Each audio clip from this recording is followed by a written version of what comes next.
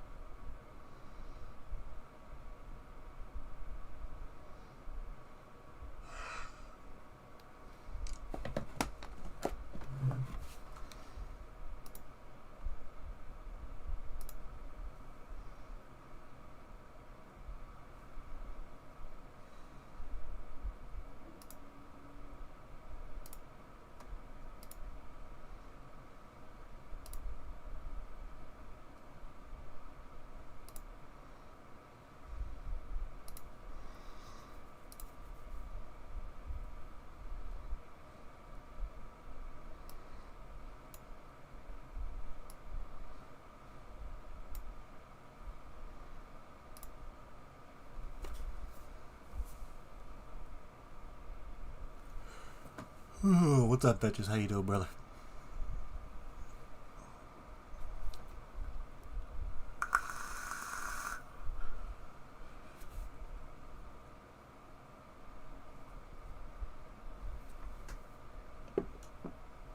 Well, 4 o'clock, people. Let's do this.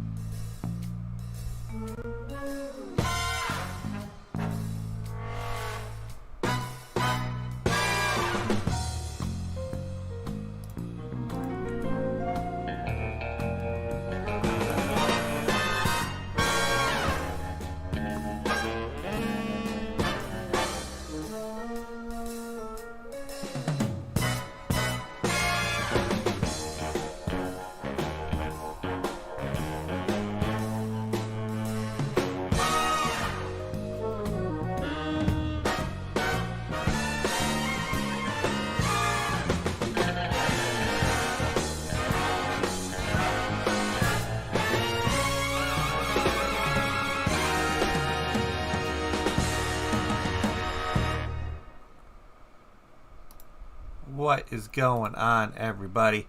Happy Monday to you all, and welcome to another live beer review. Today, we got a new brewery to talk about this afternoon because I don't think I've ever had a beer from this brewery before, but they have a really interesting story which I'd like to share. So today we're going to be looking at some of this Black Project Spontaneous and Wild Ales.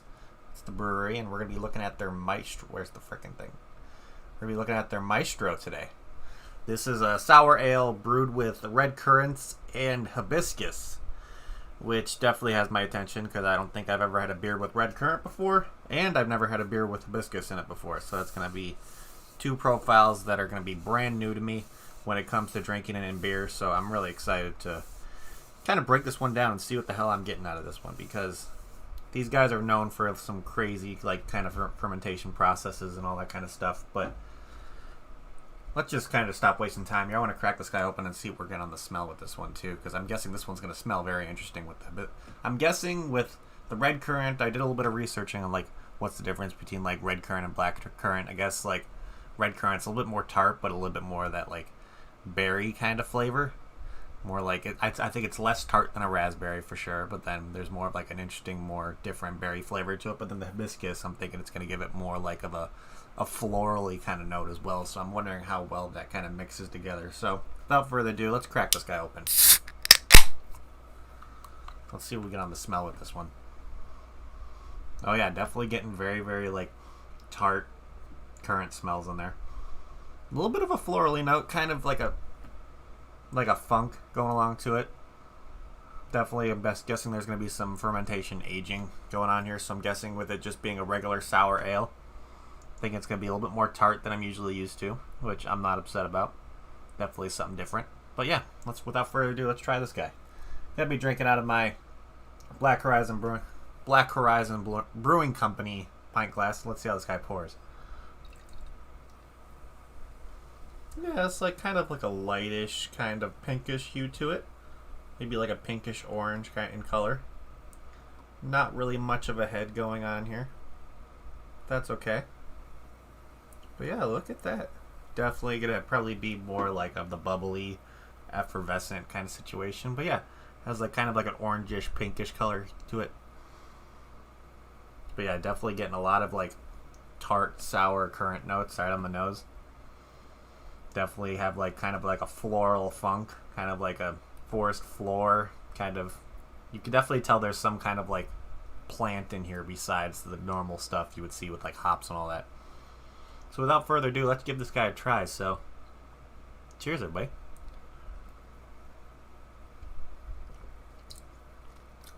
Whoa. Holy sour. Jesus.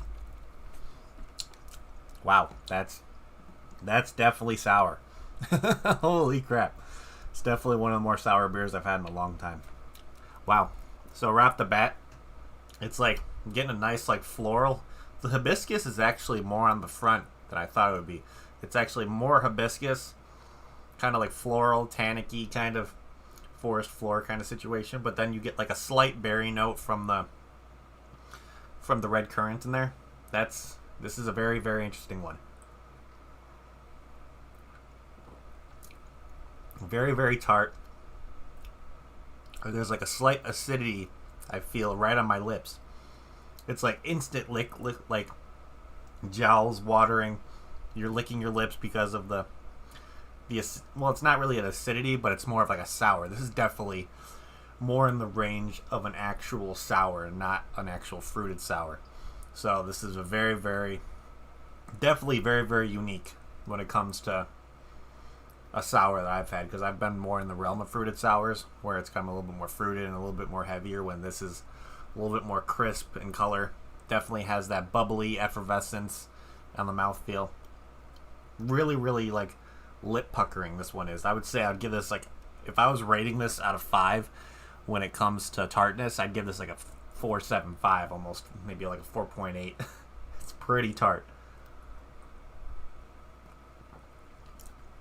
But to be honest, it's kind of on the range of being too tart for me. I know it's kind of like, so you can see my eyes kind of like going like this. But the flavors are nice.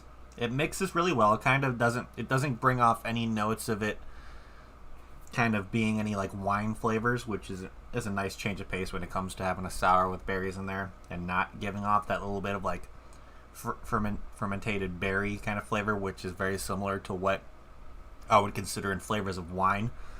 But you can definitely tell there's a lot of fermentation going on. There's like that kind of tannic, floral, forest floor kind of situation that sits on your mouth afterward. The red currant's probably the most like not predominant. You know it's there just by the berry notes, and it's kind of like, when I say berry notes, it's like they picked it and it's like they kind of put a little bit of like the stem and the leaves in there as well, so you're given like a vegetal kind of situation there with as well. But the red currant's actually really nice. I'm actually a big fan of that little red currant note. It's different than what I've had. This is almost on the range of being too sour for me, but it's not like to the point where it's unenjoyable. It's almost to that point, to be honest, but it hasn't quite reached that far yet. But overall, I feel like if you're drinking this outside on like a hot summer day like it is today, I mean, it's almost 90 degrees here today in Illinois, and this would be perfect for outside. Definitely, it would be very refreshing, very lip puckering, and yeah, I think this would just, to me, this is like a very, very refreshing kind of tart sour, which they nailed it on the head with this one to being what they were looking for.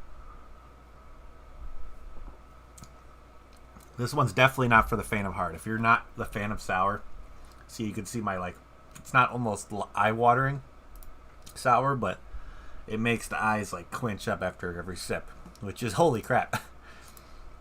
It's intense, and definitely really, really intense on the sour notes. But let's talk about this brewer really quick, because they have an interesting story, and I can kind of describe them as a brewery that started off as a caterpillar, and then eventually overall, the Black Project Spontaneous Wild Ales was the blossoming butterfly that came out of the cocoon. So it would start as a passing project from the owner and brewer and blender James Howlett. He was formerly the owner of a former Future Brewing Company, which I believe these guys are out of Denver, Colorado. Yep, if I didn't say so before. So former Future Brewing Company used to be a brewery out of Colorado, and then they decided to kind of go to the Great American Craft Beer Festival and kind of go into a different category that they normally don't go into, which was the experimental subcategory with wild ales. And then they won, I believe, let's see. Yeah, so where does it say? They won silver medals for their... So they've won multiple silver medals in 2014, 2015, 2017, and 2016. So 4 years, in a 4-year range, they got silver medals when it comes to the wild ale category. So they decided to kind of experiment more with that style of beer when it comes to using different fermentation processes and all that. And they decided to pretty much kind of evolve former Future Brewing Company into what it is today when it's the Black Project Spontaneous and Wild Ales. So former Future was once what they were, and they kind of blossomed into what Black Project Beers is doing today when it comes to having only available Black Project beers available at the tap house and all that kind of stuff. So very, very interesting. But there's one thing that I wanted to mention on here that's really, really cool that they do is they make things very unique when it comes to how they're fermenting and stuff, and like kind of how they use different microbes to where the beer that they create cannot be replicated. Everything is so unique when it comes to their area. They use specific local microbes from the local environment. So, like when it comes to foraging things from nature, probably getting the hibiscus local from somebody who grows it, all that kind of stuff. So everything that they get made local, and it's crazy because how seasons change, and how plants change when they're being grown. There's a possibility when the microbes are kind of like constantly fermenting and constantly changing that the beer you're having now could possibly be different the next batch you have it, which is why I think it's a really cool thing when you come to look at like the fermentation processes of beer and everything, because the microbes and like how they're being fermented and changing over time changes the flavor. So the beer you're having now, so let's say if I'm having this Maestro now, the flavor of it for the next batch that I have for the next following year could possibly be different. It might be a slight difference, but there could be a difference in flavor when it comes to this one. It could be more floral. The red currant could come out a little bit more, but I really, really like how they kind of experiment with fermentation processes, because I feel like that's a realm that a lot of breweries are starting to get into. I mean, there's breweries that kind of stay in the realm of wild ales and kind of beers that require strict fermentation processes and kind of go into evolving it in a different way. But I think they did a fabulous job on creating something that definitely isn't in the realm of what the popularity is when it comes to like the slushy fruited sour kind of realm, and is stuck to a nice couple ingredient sour ale. And that's what they did with this one. I mean, look, there's no really like thick and heaviness to this all. It's very like, I don't want to say it's a thin kind of beer. It's definitely not thick or heavy in the mouth. Definitely floral and effervescent, bubbly kind of situations, to where it's definitely wouldn't be in that category of kind of going with the trend of like fruited Berliner Weiss, fruited sour kind of realm. This is just like a straight sour ale, which for what they're trying to create, they actually did a pretty good job on it. It's, like I said before, it's almost to the point where it's too sour for me, but it's like right on that cusp of not being to that point, so I'm still able to enjoy it pretty well.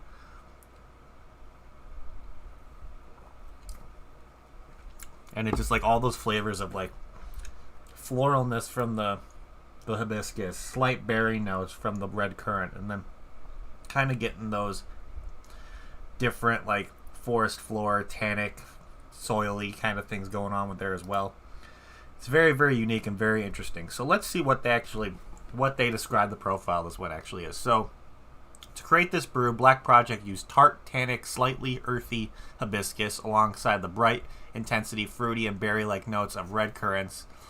And the brewer's skilled hands, these two ingredients unite to form something greater than the sum of the parts. Veritable symphony of flavors. Not surprisingly, the bold currants reveal themselves first in a gush of bright fruit juice, like a ripe raspberry straight from the vine. Then, as the brew glides across the taste buds, a melody of subtle hibiscus slowly reveals itself. There's a note of cranberry tartness, then a cascade of slightly bitter tannins that seem to temper the fruity flavors. So, to me, I'm getting more of the hibiscus up front first, like more of that florally hibiscus kind of flavor. But then it kind of washes around with, like, it mixes pretty nice with the red currant berry flavor. I can definitely see there being like kind of like a cranberry tartness in there. It's not like to me, it's not similar to like a currant tartness, but definitely more in that berry tartness where you can think of where it's like currants have natural tartness, raspberries have a natural tartness, and cranberries have a natural tartness as well. But it's definitely more in that kind of cranberry juice kind of tartness that kind of sticks around the most. So, to me, how I'm tasting it, it's not really how it's described when they do it, but taste buds are subjective and everybody tastes things differently, which is always very unique about anybody tasting a different beer. But what they try to do on this one, I think they did a good job, to be honest. It's definitely a very, very unique one. It's something that you don't see that often when it comes to red. I barely see any beers with red currants in there, so that's really cool they did that. But also mixing in like a floral hibiscus in there to kind of give it an extra element is nice. I think they did a pretty good job on it. So let's start going down the rating scale here and see what we're going to be doing about this one. So first of all, let's go off can art. Well, before I do, let's pour the rest of this in the glass. Can art. Yeah, this is really some of the best, like, simplistic, clean can art I've seen from a brewery. I love the black label. I love, like, the kind of different designs on the front. Very clean, very, like, high-class kind of situation. But then the Maestro on the side, it's very, very nice. Definitely something, when it comes to the black and green, would be something that would catch my attention at a liquor store or bottle shop. And their logo is pretty cool because it's kind of their, like, flag state logo is kind of like a paper airplane, which you can kind of see in the corner right up there. But when it comes to going on their website and seeing what they have, you're going to always see that black paper airplane on the website. Oh yeah, but now you look close, these are a bunch of freaking paper airplanes. Wow, I can't believe I didn't notice that before. That's pretty cool. So that kind of gives me like an Invaders kind of feel to it. I don't know. I think that's really nice. But yeah, very clean. You could definitely tell this is a brewery that lets the beer speak for itself. It doesn't go all like too crazy when it comes to can art, which is nice. They like to take up real estate. I mean, they took up most of the front when it comes to putting all those kind of paper airplanes around. So they took up as much real estate as they could while keeping it sophisticated and just very simplistic, which is nice. So I'd give this a solid like 4 out of 5 when it comes to simplistic can art and being able to make it look classy and kind of keeping it to the point where they're not doing anything crazy and letting the beer speak for itself. So very, very nice.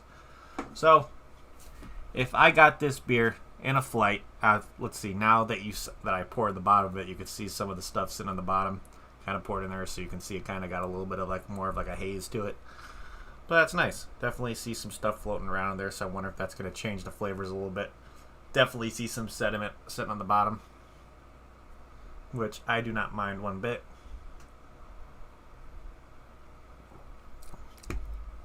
But yeah, still having that nice tartness, definitely, for me, is still that very, very forward of the hibiscus with like that black currant undertones for me. But let's see, if I got this beer in a flight at Black Project's Botanicus, Spontaneous, and Wild Ales, would I get another one?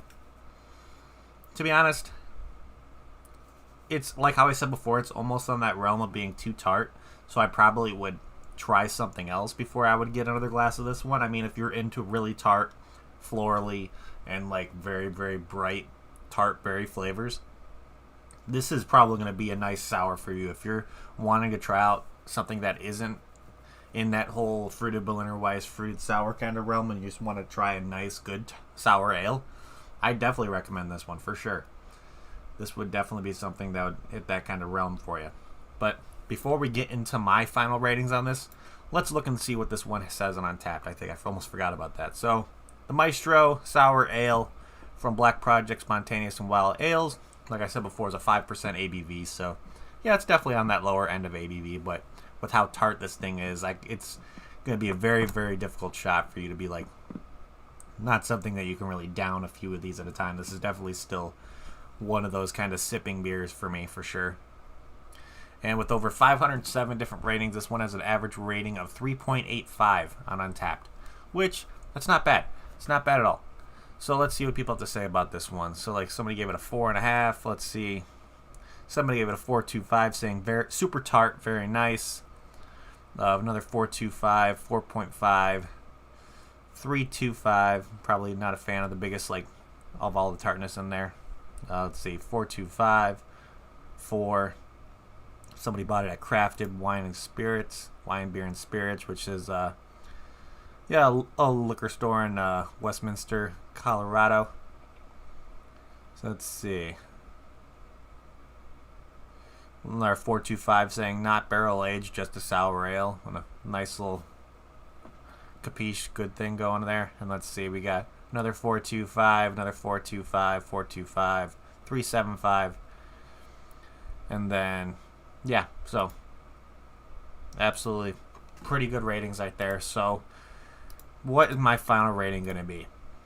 I'm not going to give it anything towards probably 8 or above anything, to be honest. I don't even think it's going to really be that close to an 8, just because like I just said, it may not be my favorite style when it comes to a sour beer, because I'm more of a fan of the fruited Berliner Weiss / fruited sour kind of realm, where it's heavier mouthfeel, more of those natural berry flavors come out of it, more than just a fermented kind of berry, and more of different fermented notes. But I can appreciate what these guys were trying to do when it comes to making a very, very unique style of beer and creating one that a bunch of people seem to like, and to me is not bad at all. I don't think I can see myself drinking multiples of these at a time. I would definitely drink I'll drink the one I have here and probably be good, to be honest. I wouldn't go out of my way, for me personally, to go and find a 4-pack of this to keep at the house, which that's fine.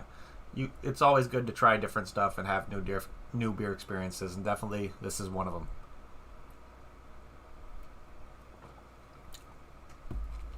So I'm gonna leave my rating for this guy. I'm gonna give this a solid 6.75 to 7 out of 10. I think I'm gonna give it a 7 out of 10. Definitely would recommend it to people who like more of that natural sour ale, and maybe people who aren't in the whole fruited thing.